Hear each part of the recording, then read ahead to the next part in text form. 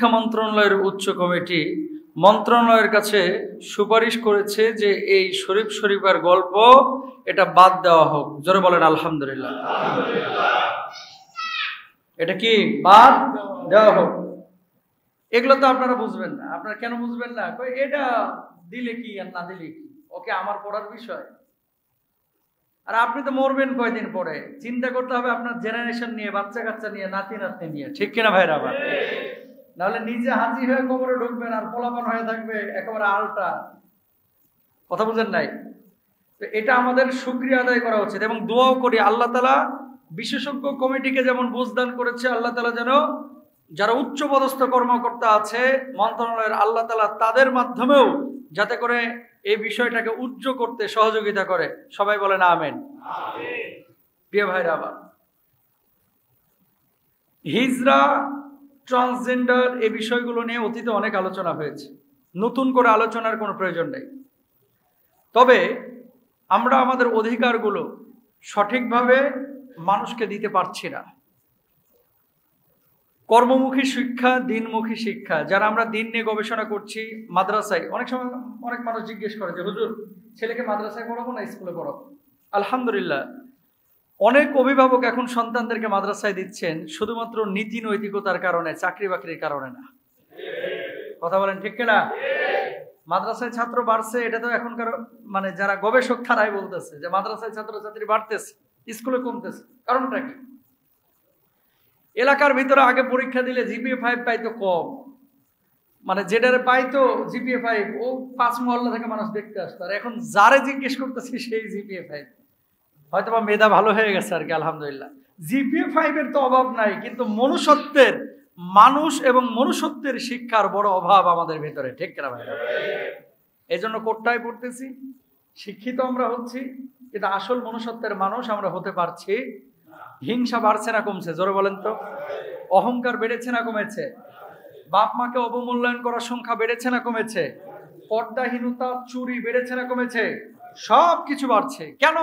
শিক্ষিতর হারও তো বেড়েছে। আগকার বুড়া মানুষগুলো এত শিক্ষিত ছিল না, এখন শিক্ষিত অনেক মানুষ আমরা হচ্ছি, কিন্তু শিক্ষার যে মূল দাবি এটা আমরা বাস্তবায়ন করতে পারতেছি না। এই জন্য কর্মমুখী, দিনমুখী শিক্ষা এটা আমাদের দরকার।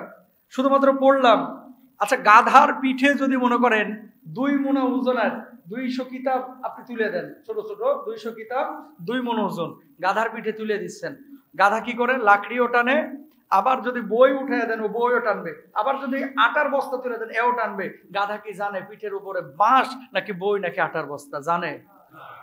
গাধার কাজ হচ্ছে টানা, এই জন্য টানে চলে যাচ্ছে।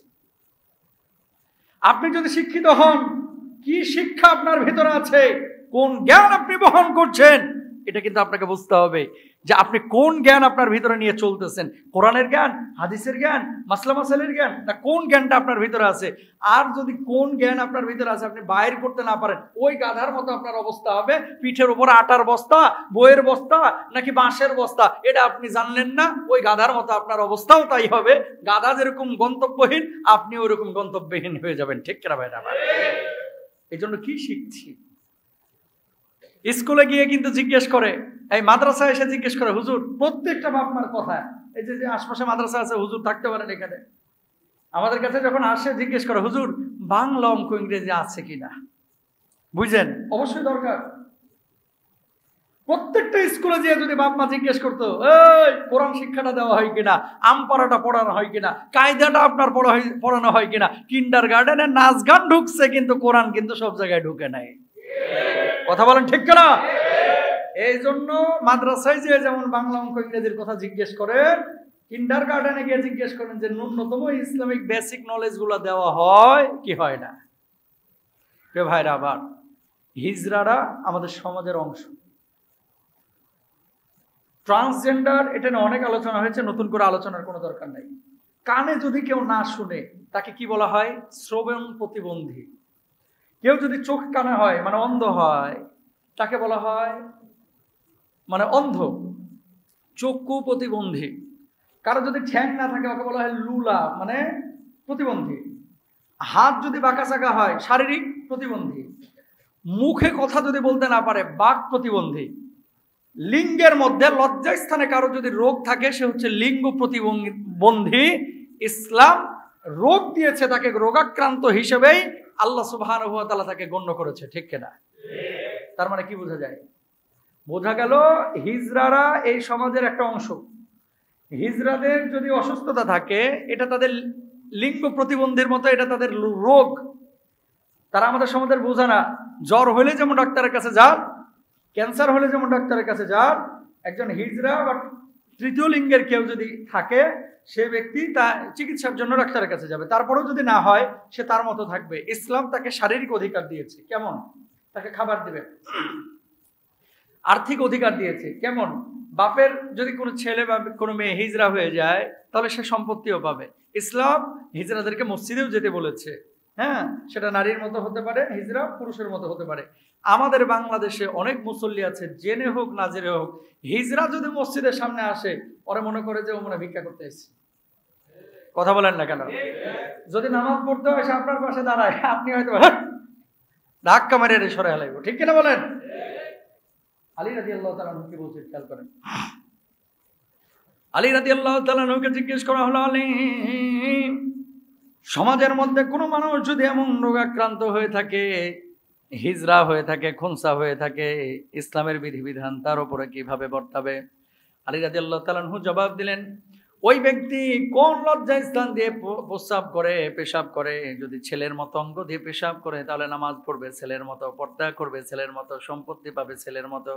আর যদি নারীর মতো অঙ্গ দিয়ে পেশাব করে, পর্দা করবে নারীর মতো, সম্পদ পাবে নারীর মতো, চলাফেরা ইসলামের বিধিবিধান করবে, পড়বে তার উপরে নারীর মতো। বলুন আল্লাহু আকবার। সলিউশন ইসলাম দিয়েছে।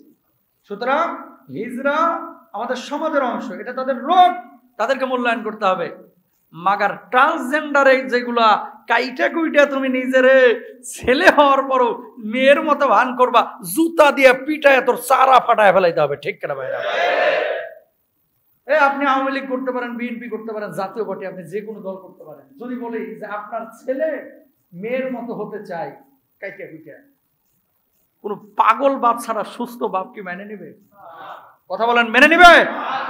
আচ্ছা, কেউ যদি বলে যে আমার মেয়েটা ছেলে হতে যাচ্ছে, কোনো বাবা এই মেয়ে নিয়ে বিপদে পড়বে না?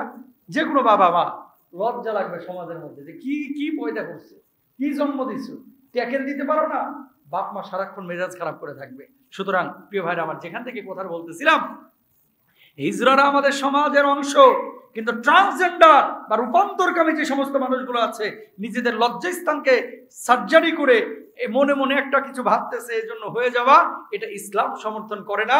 উচ্চ শিক্ষা কমিটি মন্ত্রণালয় তারা বুঝেছে, আল্লাহ তারা মন্ত্রণালয়কে বুঝদান করুক, এবং এই অধ্যায়টা আমাদের শিক্ষা থেকে আল্লাহ তাআলা তুলে দেখ। সবাই বলেন আমিন। আরো জোরে বলেন আমিন। হ্যাঁ, তারপরে যদি কারো পছন্দ হয় যে না এটা আমার পড়াবো ছেলে মেয়েকে, আপনি যদি আপনার ছেলেকে মেয়েতে অথবা মেয়েকে ছেলে বানাতে চান তাহলে আপনি পড়েন, আরেকজনকে পড়তে বলেন না। কথা বলেন না কেন? আল্লাহ সুবহানাহু ওয়া তাআলা আজকে এটা সুসংবাদ আমরা মনে করি, কারণ শিক্ষা কমিটি যাদেরকে নিয়ে টিম গঠন করা হয়েছিল, তারা যেটা বলবে সেটা কিন্তু করা হবে। এখন তারা বলেছে যে হ্যাঁ এটার ভিতরে ঝামেলা আছে, হুজুররা বলছিল এটার ভিতরে ঝামেলা আছে। ঝামেলাহীন বহু জিনিস পৃথিবীর বুকে আছে, বহু শিক্ষার বিষয় আছে, আমরা সেগুলো চাই। সংঘর্ষ বাদে আমাদের নীতি নৈতিকতা, আমাদের চারিত্রিক অবক্ষয় ঘটতে পারে এরকম কোনো জিনিস আমরা চাই।